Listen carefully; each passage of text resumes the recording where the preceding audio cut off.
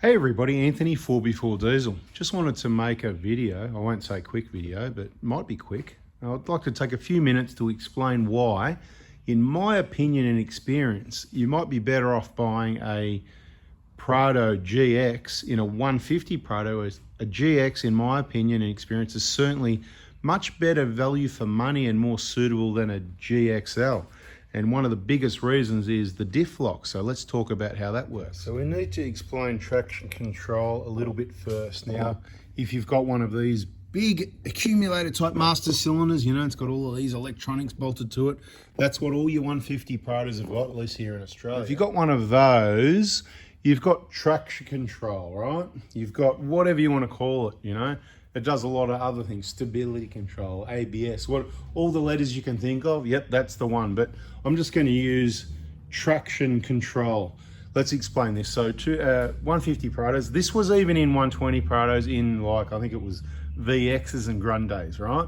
But let's just leave that for a minute and just skip straight to the 150. Came out in 2009. They've all got this master cylinder. They've all got traction control. And this is what it does for you when you're off-road. So you're out there on the rough tracks, you've got a wheel in the air.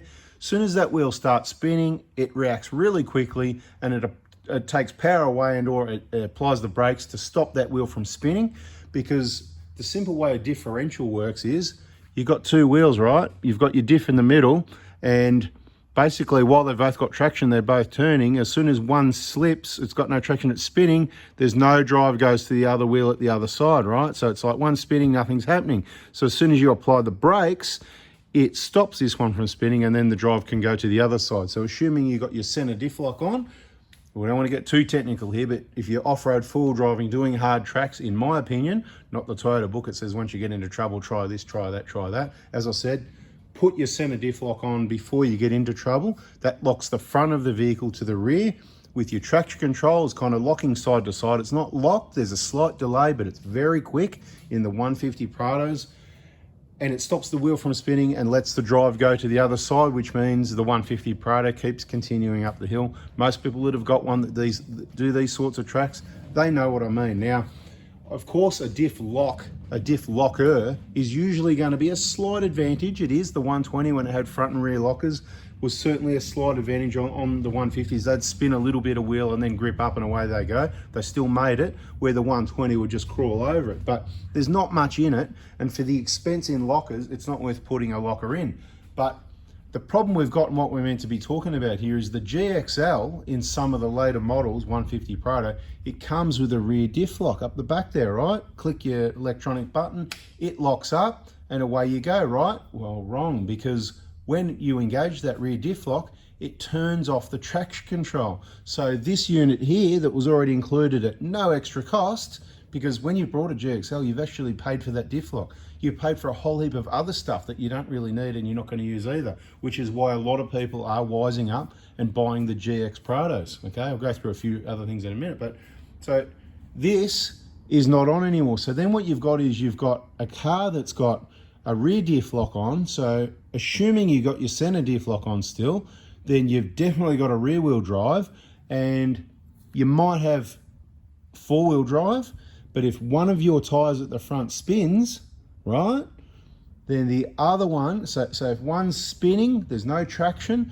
the other one gets no drive. So you're back to a rear wheel drive vehicle is the way it should be working. Either that or I've got to think a bit harder. I didn't think too hard, but to me it sort of just comes natural. I went, yeah, well, that's how it all works. Now, probably spin a few people out, right? So if you didn't have your center diff lock on, what would happen then? Yeah, the front would, if the front spin, you wouldn't even get any drive to the back. That's why you need your center diff lock on. So assuming you got your center diff lock on, if you've got a rear diff lock and that's on, you've got a rear wheel drive as soon as you lose traction at the front. Where if you haven't got that factory diff lock, you've got a four-wheel drive while you've got traction. As soon as you lose traction somewhere, the brake picks it up and you've got traction back again and away you go, which is why that's the big number one reason why you can't go past a GX 150 Prado.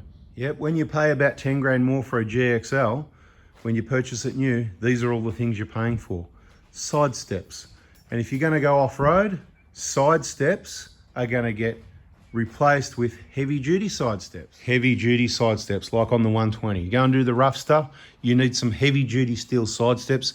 you're just going to destroy the stock one. So you brought a GXL, you've paid for side steps, but you don't need them and you've got to pay more money for these. Now, the GX owners, we want to thank the GXL purchasers because of them, we're able to pick up these GXL side steps or Kakadu or VX or whatever they are at a cheap price. That's why these ones, I think they've got a bit of silver. I painted them black. The silver's rubbing through because it was off a Kakadu, these ones. But this is a touring vehicle, that's all it needed. If you're just a touring vehicle, then that's all you need. So maybe you didn't waste your money. Another pretty big one, okay. Bumper bars.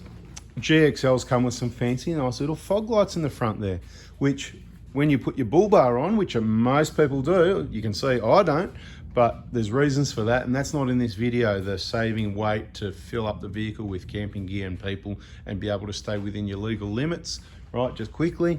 That's why there's no bull bar, and it's not required because I travel during the day, I can avoid all that stuff, and because I don't tow and haven't got all this weight hanging off the front, I've still got really good braking and maneuverability to avoid those things. But there is certainly circumstances where people need bull bars, so go ahead and put your bull bar on. But if you paid for a GXL, please send me your fog lights and I'll put those in my GX bumper bar. Thank you. A lot of people have seen this already, okay? The back of the GX, this has got a massive big storage system taking up the space, or is it making space? Because instead of just putting stuff in the bottom, you can actually stack stuff up. There's your bottom layer there, it's in the drawer. You've got a cutting board in there. You've got the next layer and there's another shelf up the top and even another one in this area here where if you didn't have that, you'd be just throwing stuff in. So when you go and do your shopping, you can put your shopping there and your cold things in the fridge. Even better, when you go camping, you're good to go. Oh, you got some tools, put them in the drawer. You can even put your toolboxes here. Those big black Stanley toolboxes, one of those fits perfect in that slot there. But anyway, outside of that's what we're talking about, the GXL. It's got a higher floor, so straight away it's up here. It's got extra weight. It's got seats you don't use. You've paid for seats you don't use. Some people use them, I get it, but most people don't, okay? Most people wised up. 2 kids, I mean, if you didn't learn after 2, okay, and then you push it to 3, what did you do? 4, 5, 6, what did you have? 6 or 7 kids? I'm sure some people did. Get a Tarago van, you know, learn from your own mistakes, come on. And of course I'm joking there, right? So each to their own. But not just the height of the seats, the extra weight, but the trims are totally different. So this one hasn't got the air conditioning in the back, and it's bloody awesome because, again, it saves weight. It keeps it more reliable because there's not aircon pipes underneath the vehicle going front to rear, which you paid for as well, that are risk of damage by getting hit by rocks off-road. And we've had someone that happen with us on a trip, you know, boom, they popped their aircon pipe. So don't they wish they got the GX, right? Heaps more space in the back. You're saving a heap of weight. These big drink holders stick out the sides here on the GXL. You can't do this. You can't put this storage system in a GXL and fit a 20-litre jerry can each side and still have heaps of space behind that, in front behind that, and still fit it in there. So there's heaps more space in the back of a GX. There's nothing in the back of a GXL that you need. It's just crap taking up space. Sorry if you got the GXL, but you didn't know, did you? That's why I'm telling everyone. I've said it before, I'll say it again, and this is this time.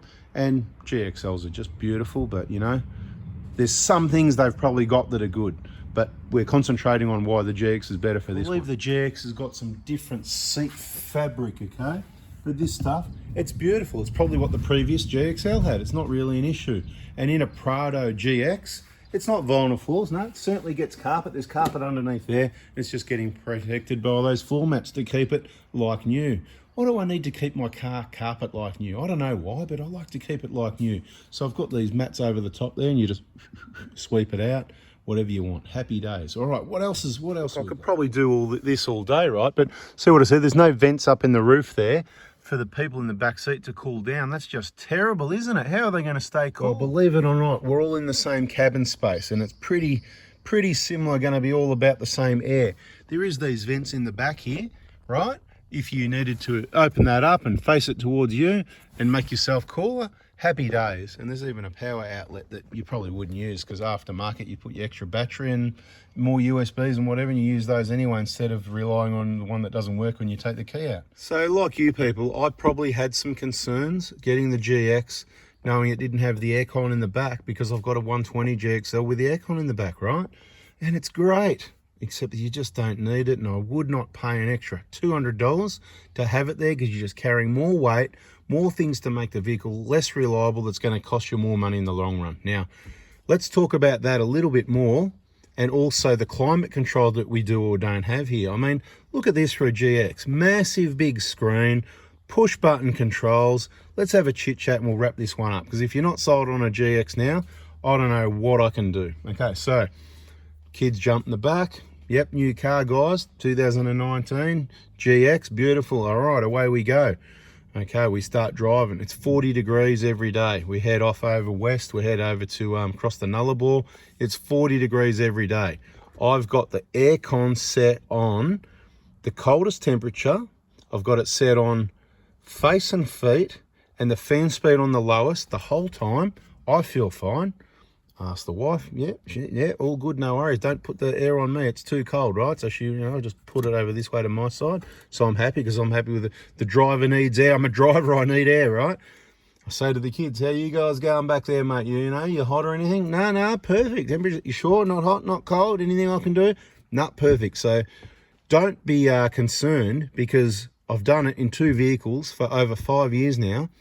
GX without any aircon controls in the back other than their little vents, and it's just fine. Now, of course, everybody complains when you come out and jump in a hot car that's been parked in the sun all day. Rarely happens. It'd be like, say you went to Queensland in summer and you went to Dreamworld or SeaWorld or something, car park out in the hot sun all day. That's a perfect example. And you jump in. Well, on this one, you just hold the remote unlock button, all the windows go down, the afternoon breeze blows through, you start the car, you put the aircon on full, you load your stuff up in the back of the car. By the time everyone gets in and put the windows up, I didn't hear any complaining. All right, so we've sorted that out. That works really well. Now, let's talk about this. Now, climate control. In the GXL and above, you get climate control. But did you ever notice, say you set your climate control on 23, wouldn't you agree sometimes you just want to be cooler and you adjust it to a lower temperature? And then sometimes 23, you're going, oh, I'm a bit cold, and you adjust it to a higher temperature. Maybe you go to 25 or 26, right? So you see where I'm headed. It's not true climate control. You can't just set and forget and it does everything you want. You jump in, it goes on recirculate, it changes direction, and fans go blasting out high and blow all the dust and debris out of the vent straight in your face. It's crazy, right?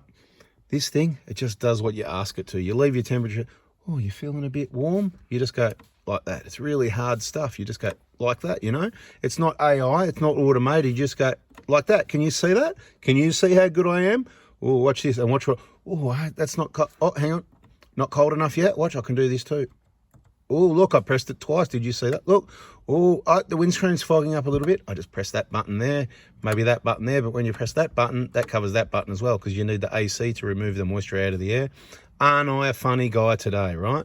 So, and if you want it off, you press off. And if you want it to go again, you just turn the fan and you go, I want it on my face, I want it on my screen and feet. That way it cools down my devices up in the windscreen, puts a bit of air down low as well and through to the back area. Oh, kids are complaining, put it on face. Oh, they're really complaining? Because that's the one you want if you want it to go through underneath here, right? So face, and then you just go like that. And everybody's happy. Trust me, the GX is bloody beautiful. Oh, what else? Oh, I didn't get leather on here. Oh, I didn't get leather. What's this? This is like leather or something here. It's all pretty shiny and the same here. Nice shiny trims.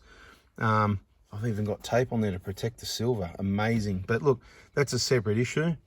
That, not leather. Like, when you're sitting there, going like this the whole time or something, you know what I mean? It's just a, select your gear, whatever. Mate, not leather's better, I think. It doesn't wear out. I mean, look, let's take a look at this, GX. It feels good too. I like the GX, right? And I reckon that's going to outlast any leather that gets nail marks and rip, when you accidentally, your nails grab it, whatever. Anyway, I can waffle on all day. I'm sure there's a few people that are going, bloody hell, I should have got the GX. And there's some people going, oh, no, I got the GXL, I like the headlights better or something like that. And yeah, you got your LED. Look, this has got LED daytime lights as well, right? It's got their 3 little ones at the side here, right? They still do the same. So it's got your, what are they, DRLs, daytime running lights, right? It's just a different setup, different type of headlights and headlight globe, yeah. So is it worth paying 10 grand for those headlights? Nah.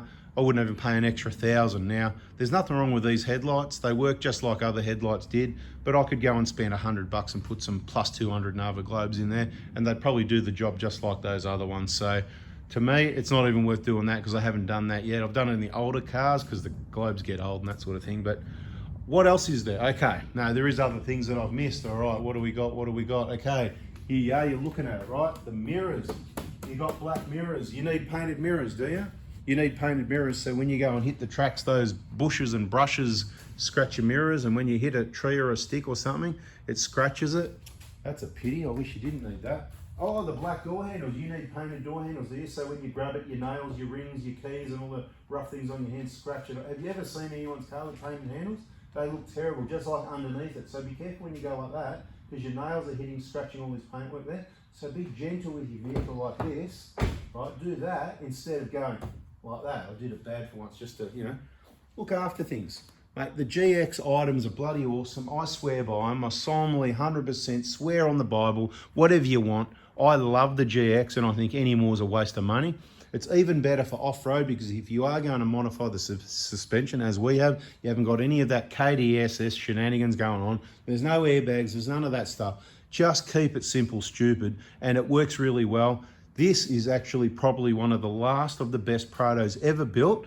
You know the engine isn't my preference, but you also know I love the torque, the 500 Newton meters. I love the transmission software. So overall package, I was talking to someone today, and you know what? Once again, I've said this, been thinking this lately, and it's a real thing. I'm going, mate, should I really be selling this? Even though I'm not, you know, even though I prefer the one, but you know what else can I get? And I will get something else, and it won't be as good as this. So what am I doing? Why would I sell this? But anyway, it is going to be sold in the next year. It suits me to sell it in 2025 sometime, probably towards the end of the year, but it's interesting to see what's going on. And when I find someone that appreciates this vehicle setup, because it is set up bloody awesomely, you know what? It'll just happen. So I'm not trying to sell it, just mentioning it in a few videos for those people that waited to the end, because if you want an awesome setup vehicle, this is the one. Bada bing, bada boom. Catch you in the next video, people. See ya.